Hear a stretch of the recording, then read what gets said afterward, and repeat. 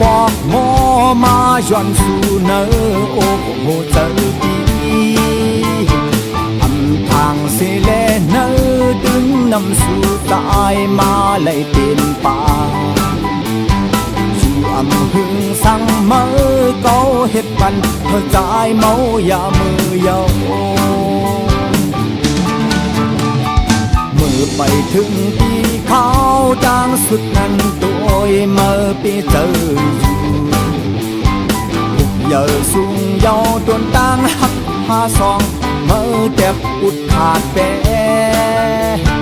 พี่มือพี่จานตันมาเข้าอยู่เนออกเมื่อเลอกินหมากหัวเจอซุ้มปลาจัดปานโกนใจกะหือยอห้องมือกลางคืนตัวกำมือถูกห้องความก็เย้าวันมือจนน้ำก็เปิดด้วยเปลี่ยนเก่าซื้อเยอะตายก็ผ่านโคกก่อนพอวันหนึ่งมาเมื่อคืนเป็นพัก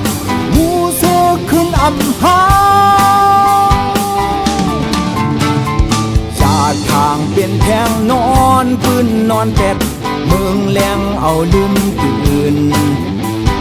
เลือดมาโคเจอซึมเข้าออกใจขึ้นหูโตเยาทำยุ่มเพื่อแทงเนื้อเมืองคนในโตมาผิดยังจางเสียงอึดเสียงให้มาทบกินบอกก็ที่ลืออัมมี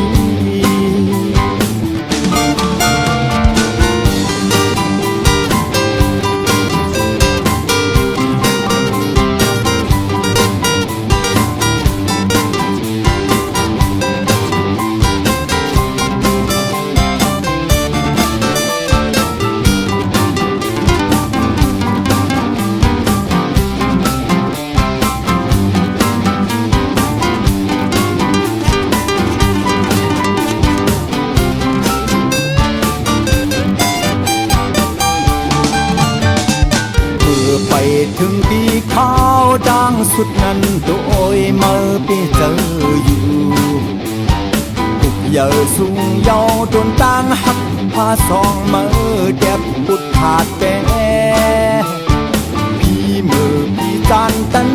มาเข้าอยู่เนออกเมื่อเลยกินหมากหัวเจอซุ้มปลาจัดปานโกนใจเป็นตันไหนห้องมือกำขึ้นตัวกำมือถูกห้องความก็เย้าวันมือจมน้ำก็เปิดด้วยเปลี่ยนเก่าซื้อเยอะตายก็ผ่านโคกก่อน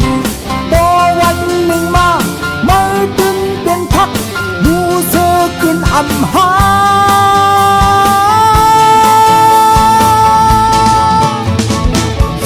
ทางเปลี่ยนแทงนอนปืนนอนเป็ดเมืองแรงเอาลืมตื่น